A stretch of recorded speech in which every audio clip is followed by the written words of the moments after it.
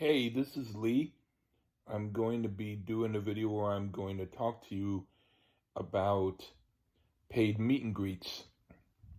I haven't done a paid meet and greet only because when I go to see groups, I like when they go to the merch table and I can meet them because they come out to the merch table and I don't have to pay extra to meet them. And I'll buy their merch, I'll buy their CDs, and I'll tell them about my music, and I'll give them my music, and I'll get selfies with them.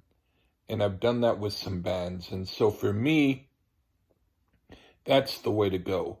But there are people out there who feel that if they go to meet a group that they pay to meet, it's somehow a good experience for them. I won't say that it won't be. But what I want to say is that there's a very specific way that you can benefit from meeting your favorite group. And that's if you have your own music, you might as well give them a copy of your music. Because even if they don't hear it, at least you're making a means of having them recognize that you're a musician too. If you're someone who doesn't do music and you're just a fan who wants to meet your favorite group, then for you, the idea of just meeting them is going to be perfect because you might not do much in your life, but you do have at least a picture of you with your favorite musician. So that is worthwhile for you. For me, that would have been worthwhile when I was a lot younger, but now I'm thinking I don't want to do paid meet and greets, but I'm not going to say that they aren't worthwhile. Here's what I'm going to say. And I'm going to give an example. Gene Simmons had his vault experience, and you pay $2,000 in order to get his vault, and you get to meet him, and you get to hear him do his songs and stories, and he signs your vault. The thing is, let's say you have a CD of your music, and you usually pay an agent or a promotional service or publicity service in order to promote your music. And let's say you pay about $2,000 anyway in order to get your music distributed or presented to different podcasters or record companies or DJs or YouTube reviewers or whatever. If you're paying that already, you're paying approximately the same amount that you're paying in order to see Gene Simmons at his vault experience. And if you're doing that and you're not giving him a CD of your music, it's almost like you're saying, Gene, I don't think that my music's worthwhile for you. Why would you do music if you don't have the confidence to at least give him your music? It doesn't mean that he has to hear it. But if you don't give him the CD of your music, he doesn't at least have the choice of deciding whether to hear it or not. As long as you make your music known to your celebrity that you're paying to meet, then you're saying that you're making the experience worthwhile for them in a way other than just the money. Again, I want to say this is about paid meet and greets. If you were to see a musician who you loved in a casual setting in a bar, and he was a guitarist in a group that you love, and you happen to just see him buying a beer and you just said, hey, I just wanted you to know I love your music, and he said thank you, and you shook hands and you asked for a quick selfie and he said okay and you got a selfie, that's cool, because that's just a regular situation where you had the magical moment of seeing someone who you really like. But in a paid meet and greet, it's a business situation. You're paying to meet a celebrity.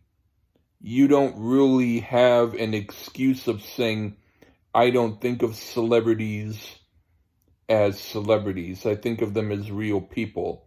If that's the case, then why are you paying for a meet and greet to meet that person who is obviously a celebrity?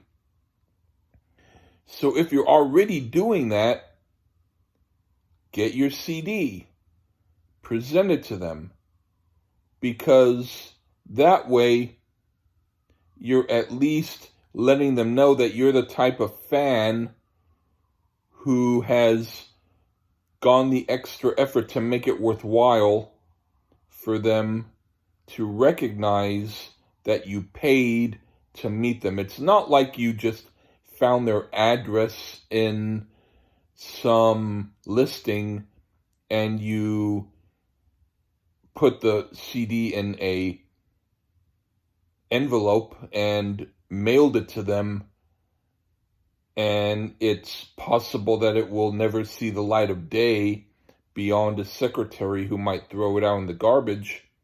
This is, you are paying to meet them in person.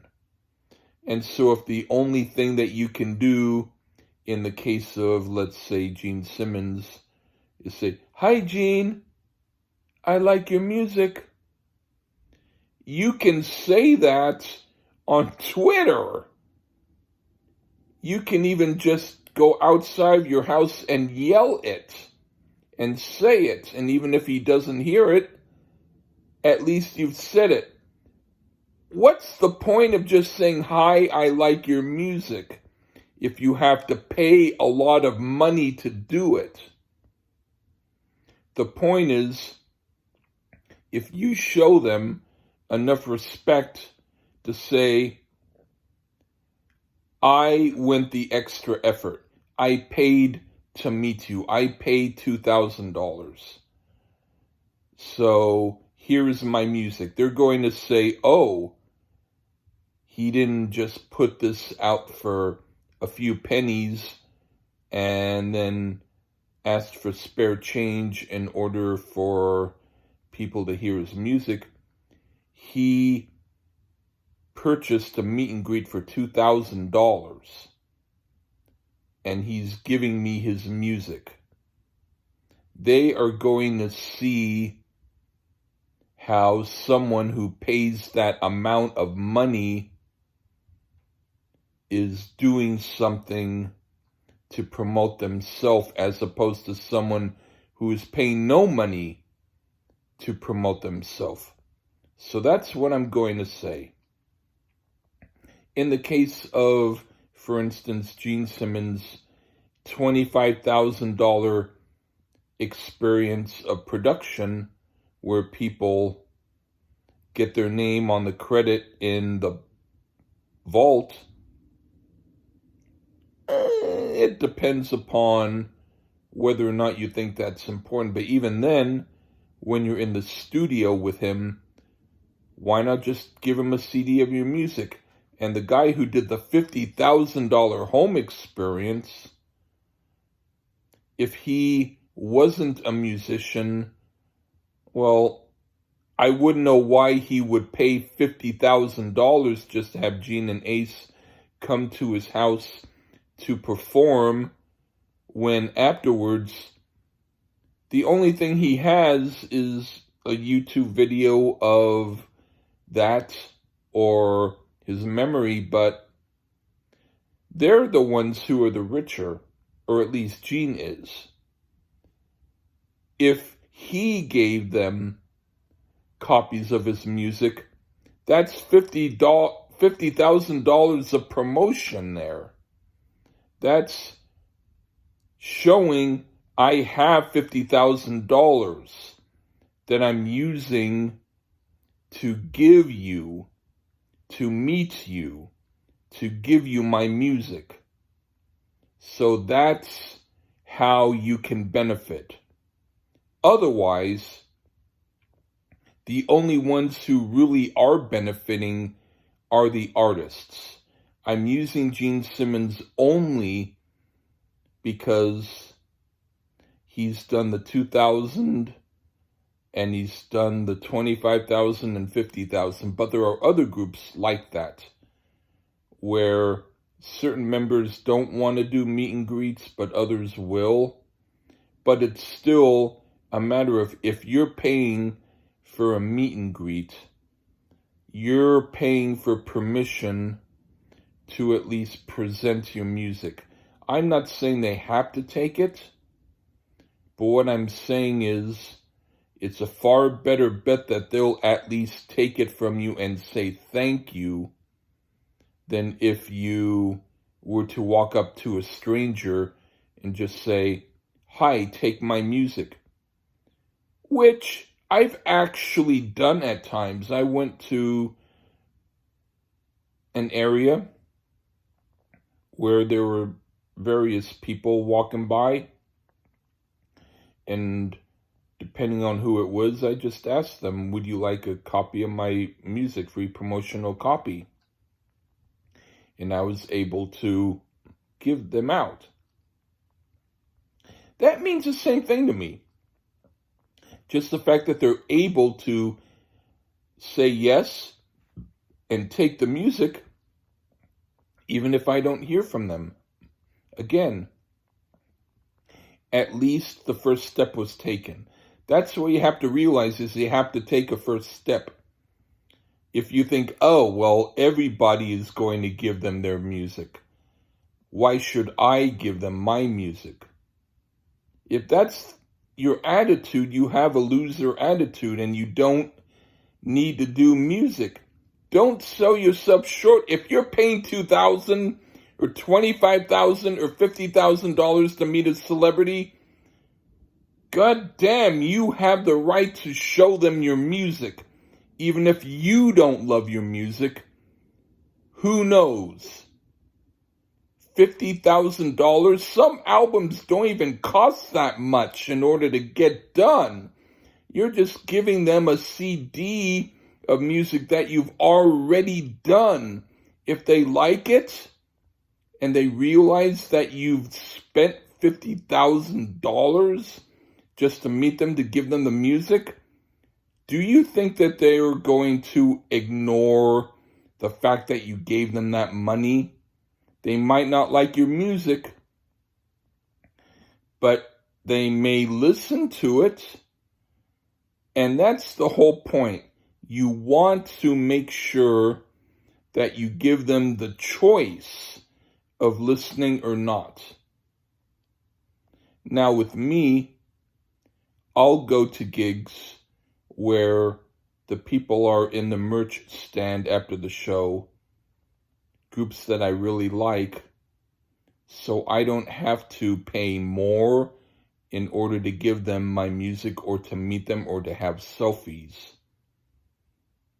But for those who do that, I'm saying, if you just go to a meet and greet just to meet your favorite celebrity and you pay a lot of money to do it, and you don't have anything to show who you are, all you're doing is just being another number in their catalog of fans, and you're not giving yourself the self-worth that you deserve.